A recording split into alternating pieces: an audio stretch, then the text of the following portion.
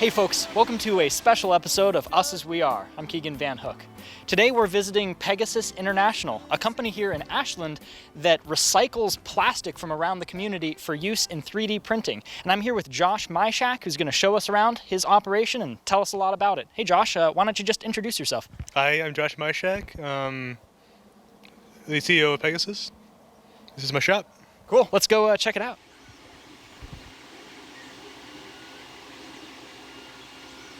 So we do 3D printing and CAD design, and we're focusing on sustainability, and we're focusing on learning for kids, and also be able to make a world a better place through sustainability. So here's the 3D printers, and here's some plastic I've been collecting over the years. That's gonna be eventually turned into pellets, and that's gonna be used for making more filament. Right now we're still buying filament from online sources, but eventually we're gonna make it ourselves. So give me some background on some of these terms, like what is filament and what are pellets? So we started with filament. Filament is basically a plastic wire, and that is used for basically the extruder in the printer, kind of like a glue gun. So the same process, but the feed is constant instead of when you push the trigger. So that allows you to push it through there, constantly making a liquid, like molten mass, and then that gets solidified on a 3D printer because of the XYZ axis moving. And also, the pellets are what are used to make the filament. They're also used for injection molding too. But right now, the pellets are basically just used for injection molding. But to make it into filament, you need this machine here to form it into a wire, because it has to be extruded through a die, get the right size and the right consistency. Right now I'm having some issue with the machine, so I can't really show you guys how it works. But eventually I'll be able to show you guys later. I think I might have some videos on my Instagram that shows some of it. But it's basically what I've been doing. So where do you supply all of the plastic for this filament? You mentioned that it has to do with sustainability. I know that you do recycle some of it. I've been going around town and collecting plastic receipt ends and different plastic parts from 50 businesses in Ashland and some in Medford. But now I had to stop that because of COVID. But I'm planning on doing that again later on, once it's over. But I've been collecting for about, I think, 2 or 3 years now.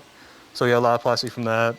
What kinds of items, plastic-wise, are you able to recycle? I can accept are type 2 plastic, which is mostly like milk jugs, stuff like that. And then type 5, which is like anything from DVD cases to the receipt ends, or type 5. So I think when you first walk in here, the most obvious thing that you see is obviously this really big array of 3D printers. Could you tell us a little bit about what these machines are, what they do, how they work? So those are Creality Ender 3 printers. They're pretty cheap. They're like $200 each, and they use the filament to make 3D parts, like say this guy here. So this is a 3D print that has been used for like they can use that for like foam, or they can use it for like a like structural component for building. But it's only plastic. That's kind of like a prototype. You can find those on Instagram. Thingiverse, and you can use that for something that will be used for space eventually. This is the structure itself. Yeah. So for folks at home, this is a very strong, I'm squeezing this pretty hard, and it is really, really solid in terms of structure, especially for something made out of such thin plastic. So you can create this on these machines here. How long does it take to print something like this? I think about like 2 hours, or maybe less than that, because of how small it is. But so not bad. It's just the volume of the material that you use. It's not the size really. So this right here is a solid piece of plastic that is going to be used for a storage cube I'm going to eventually make. So this is heavy, actually. Yeah, heavy, and it's also pretty strong. So eventually I'm going to use that for shipping. But it's going to be looking more like this guy here when it's done. This is like kind of like a cube I'm going to use. This is the prototype for that one. But it's going to eventually be used for like sorting material like pellets, or when it's big enough, we'll be able to store filament or 3D prints in there, ship them to the person, and then they'll come back to me with their either misprints if they're a 3D printing guy, or the raw plastic that they found from recycling. So you have sort of a long-term plan for this business. Yes. Can you tell us a little bit about that? I read your prospectus, but just out of curiosity, sort of tell us about, where you began with this and then where you want it to go. So where I started is I just started collecting plastic, and that's pretty much step one of the prospectus. And then I found a machine that can do crushing, and I started crushing the pellets using that. And then now I'm in the point where I need to get 3D printing filament done, but I realize I can get started buying printers now and starting that process going, even though it's not sustainable yet. My goal is to get to at least like 0.3 or 5 in the prospectus, where I can start selling the filament, start making prints from my own filament.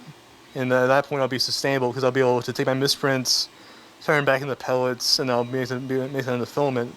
But also have an inlay of more plastic coming in from different communities. And then eventually I'll branch out from Ashland to different cities, and then different states, and then the whole country, and then I'll eventually go to different countries themselves.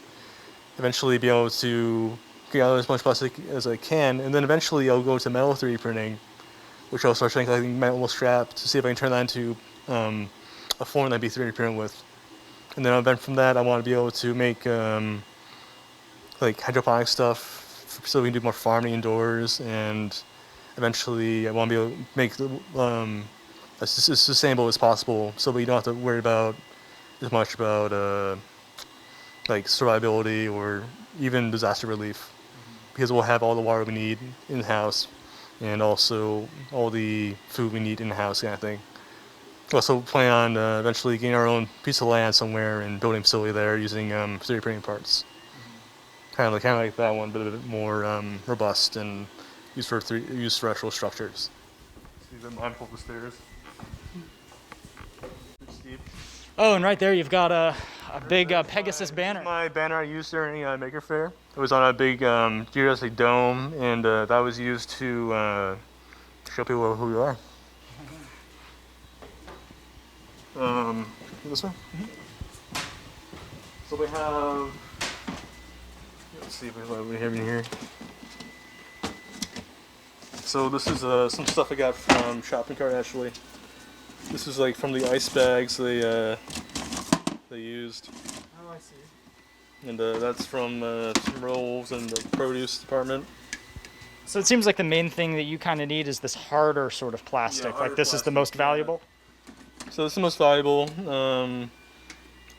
It's better to crush down. Some plastics that just turn into like a liquid when you melt them down, because there are different type of plastic entirely. But some are used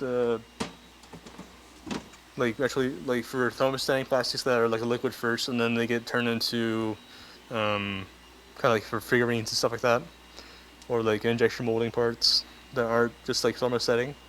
So quick question. If somebody wanted to donate plastic to you, how and where would they look to know that this is a type 2 or a type 5 plastic? So on the plastic itself, it has a triangle that has like a recycling symbol on it, and that center has a number. The number is either like a type 5, we have a 5 in the center, type 2, you see a 2 in the center. But there's other types out there. There's even I think a chart online you could look at that is used for showing you what kind of plastic is each number. So I don't have to print it out, so I can't show you that right now, but you can probably look it up later and see it. Okay, we can pull it up. Yeah. Yeah. That tells you what kinds of plastic you have, which type you have. Some types have more than one type inside that bracket, but normally it's either like 1 or 2 plastics or one type of plastic entirely that is more feasible for 3D printing. Like type 5 and type 2 are the ones I'm using the most, because their temperatures are either for basically PLA, which is what I'm using down here, and also ABS is kind of the same thing as HTPE, but it's a bit different temperature and different use. But I'm using that because it's like basically it's all we produced basically for bigger plastics, like the big bins out there are type 2. It's a lot of it, so I might as well just start doing that and see how that works with printing and stuff. And if people wanted to donate the plastic to you, how should they get it to you? Message me on my Instagram account and see if I have room for it before they bring it over. So this here, I believe, is... I actually don't know right off the top of my head, but... Oh, this is the lids from Raw. You've just got so much stuff. Some of the lids from Raw. Oh, whoa. The little things I use for their like drinks they have. I collect them like about once a month and use that for my main pellets because they produce most of these things.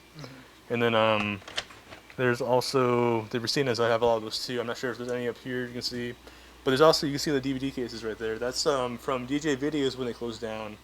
I have a lot more of those, probably in different bins, but I take about 2/3 of their plastic when they close down, and most of the pellets that you see over there are from that, and some of them already sold already. So who do you wow, geez, low beams in here. So who do you share this space with? Eric, I think he's on that side, but Eric Larson, he's the owner of Cymatics. It's a company that focuses on like sound wave, mostly. Gotcha. Kitchen, bathroom. Oh wow, this place is really big. Rock wall. And here's my desk, actually, if I see if I can get it out here. Yeah, it's still behind some stuff. I used this during Mega Fair for some cool stuff. Oh, this is like your, Yeah, if you set up a booth. Yeah, this is my desk for Mega Fair. We did some show and tell kind of stuff there. So here's like, this is the stuff I'm going to be working on soon for turning into pellets.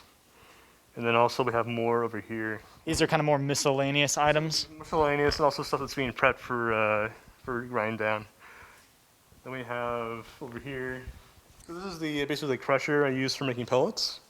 So this machine, you put items in and Yeah, I'll show you in a second. this stuff comes out? Yep. And these are pellets. Those are pellets, yeah. So these are made from raw lids. These stuff right here.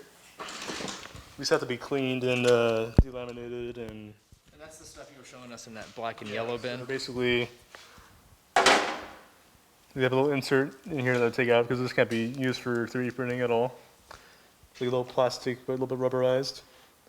This inside there, and you take that out. And also we have a little paper on the top, but that's just the lids before the cleaning. Then those go up here, and they get ground down by these teeth right here. Yeah, I'm probably getting a bigger crusher at some point, but this is a pretty good workhorse for what I have right now. I just use a bandsaw to come down to size before I put them in here for the larger pieces. And then that right there is the chaff we get, basically the pellets. They're not uniform as an actual pellet, but they're like this is the right size for using for 3D printing filament or for injection molding. So this is the material that then you turn into the filament wires? Filament wire, yeah. You have collected an enormous number of trash cans out here. You're going to break all of these down into filament, yeah? Yeah, so all these are broken Ashland ecology bins, different kinds. Some of them have broken lids, some of them have broken wheels. Some are basically just, they had to give it to me because they couldn't use them anymore. We're probably going to have more of these later on once they keep getting more of them, but I'm going to try to work through these first before I even ask for more. And Recology gave these to you? Yeah. Wow. So these are huge. How do you cut these down into things small enough to go into that machine that turns it into the pellets? For now, I've been using the Sawzall I recently bought, but I plan on using the chipper to get something that's like big enough for that. Maybe like a giant crusher kind of thing that has 2 rows of teeth going towards each other, which kind of like what it actually is. Just suck them in and just crush them down to smaller stuff. But first time I'm working with all the plastic in there before I work out what's out here, so I have room to actually put them inside and mess with them. So even with COVID, your recycled plastic supply is not at a shortage. No. I can. People have been asking me at shopping cart when I'm working there. Can you give us plastic? I guess there's no shortage of plastic on this planet, so Yeah. we're okay. Wow. Yeah, this is a drop in a very big bucket. But the thing is, plastic can be used for so many things you don't even think about. Like it can be used for clothing. It can be used for different things like hydroponic stuff, or it can be used for things that don't really need metal. and also also things like that can be mass produced, like different like these things. Yeah, that mask, you made that. Yeah, I made this mask. You can use it for making masks. You can use it for making parts for cars, or even parts for engines if it wants to get enough strength in them. And I've seen some cars that have been 3D printed. It's just a chassis, and so we can even use plastic properly. We won't have to worry about it being going back in the waste stream. Also, once we get to the point where we have more conscious about what we're doing with our waste materials, we actually make it so we don't even have any waste anymore.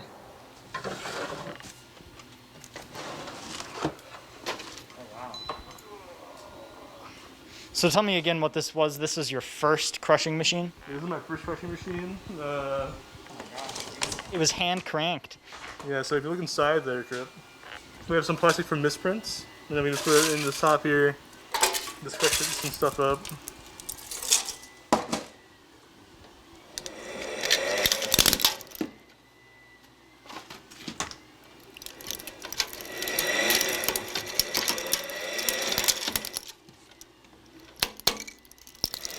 So this was early on, you were doing a lot of manual labor to get this going. Yeah, I still am with all the plastic grinding and cutting up some of the smaller DVD cases.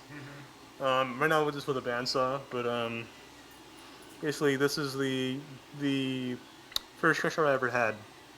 And I had it turned into a machine, but still didn't work right fully. But it was just something I can use for getting stuff down to size, so I can try using it with that thing.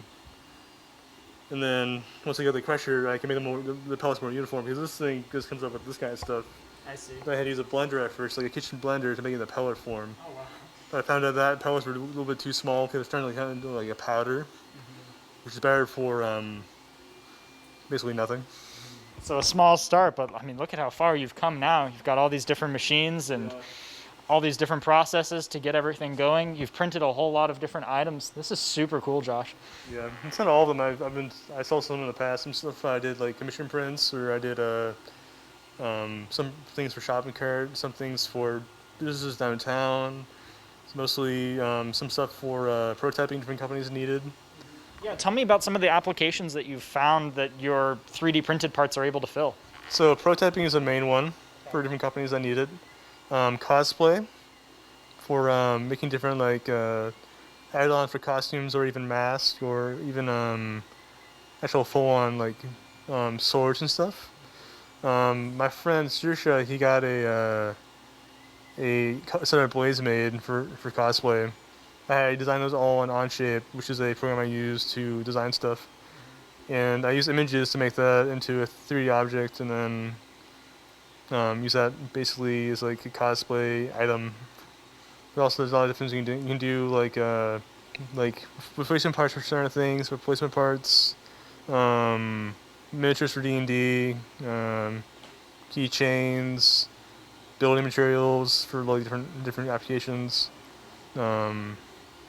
Even like stronger parts for like that thing there you saw earlier, for actual construction purposes.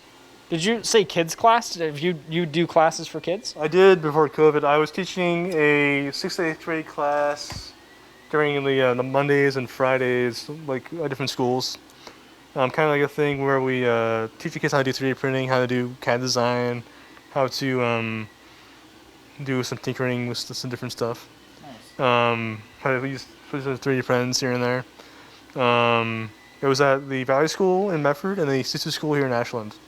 I want to do that again once it gets back up and running for schools, but COVID for now, it's kind of stopped it in its tracks. So this is what the cosplay knives I've been telling you about. It's a let me see to get rid of the background template. Yeah, so this is the knife. It is a 4-part cosplay item. I printed for a friend of mine for cosplay last year. It's pretty cool stuff. How big was it? About like that big. It was had to print it face up on both sides, and had to glue it together afterwards. This is one of them. I have, I think, knife 3. What is this software? This is called Onshape. It's a web-based design program. Yeah, I think it's based off of SolidWorks, or I forgot maybe Inventor, but I think SolidWorks is the main one. It's a kind of like a cloud-based program.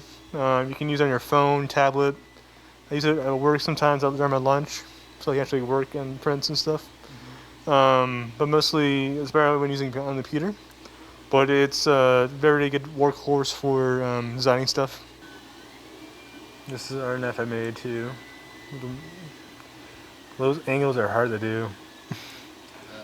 Right there, that part right there is the hardest. All those chamfers and stuff. So you designed these just by looking at the photos? Yeah, I have a template I used, but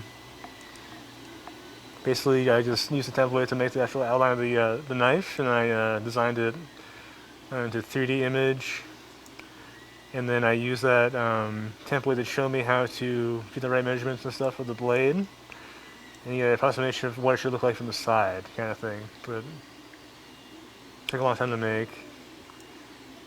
Could you show us one of the digital versions of one of the items that we've seen today, like one of the masks? Real quick. I didn't do the mask. I did the mask from Thingiverse. I can show you. I can show you the cube. One of the items I did from the cube. What's Thingiverse? So Thingiverse is a database of 3D files for either laser cutting, machining, or 3D printing. It is a place where you just go there, you download a file for, say, this guy here. So I got a file off Thingiverse for this guy, and then I just print it out. So that takes a lot of time away from you because it's already pre-designed. You can just Yeah, it's easier to do that way. Let's see, Pegasus. Yeah, so this is the actual that thing in full form. It's kind of like the sides, This here. yeah. So that's one of these here. This will be the actual cube when it's done. Still design some parts in here so they have full connectability. Like here, I'm trying to design a connector right here so they can connect to the thing and be locked in place. The corner piece, and then you get some flat pieces here, so I need to design fully. The idea with these is they can actually be put in a box and shipped to the site, and they can assemble there and then put more stuff in it, and then have the product sent out. And then these can be deassembled and put back in the box and sent back to the facility for more stuff to put in them. So this is a 3D pen. It's basically what you use to make parts you kind of want to like play around with and figure out what you actually want to make. So basically that's hot plastic coming out, a little bit stringy because it's still not hot enough to make a liquid, but I'll use this to make kind of like a part.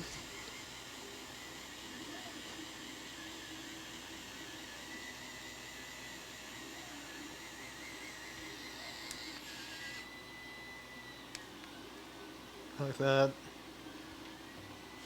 Keep it so it's hot when it's still like that, it can go straight when it cools. Also, you can do another thing going like that. So these connect using the hot plastic. With this, you kind of use your hands to actually make it so they form stuff, but. Oh wow.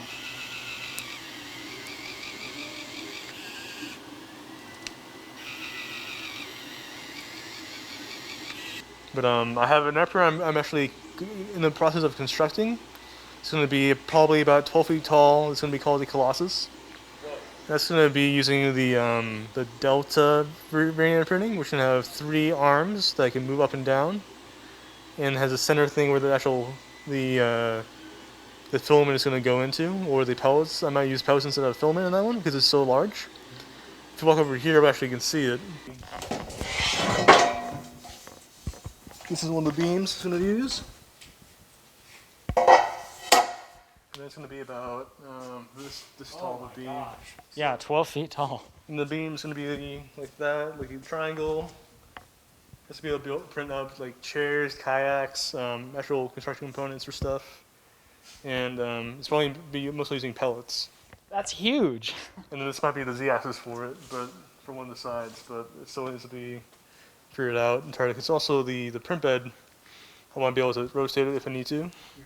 Because some of the printers might need to be changed how they print. Maybe I'm not sure if that's needed or not, but that's one idea for the printer, so I can rotate and print on a different side if it needs to.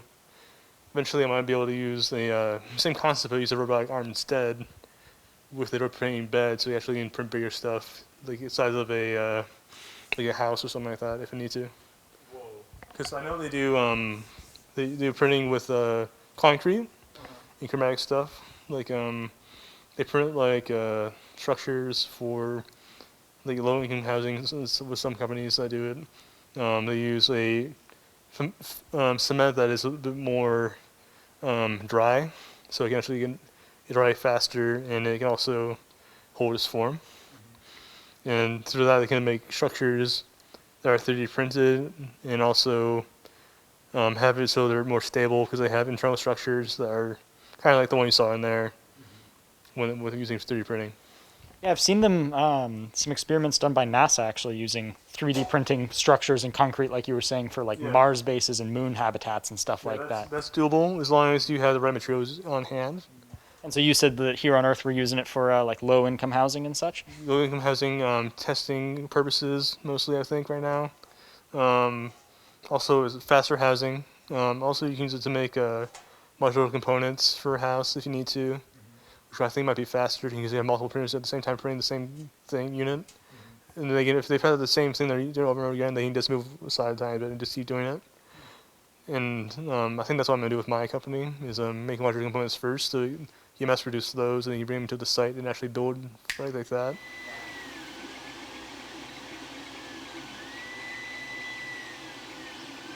Thanks so much for showing us around your shop. This has been really cool. I do think this is probably the coolest thing we've gotten to see for us as we are so far. Is there anything you want to say just as a conclusion to share with the people at home? Just keep moving forward and live sustainably. Right on. All right. Thanks so much for showing us around. And thank you for watching. I've been Keegan Van Hook. This is Us As We Are, and we'll see you in the next one. Teach me how to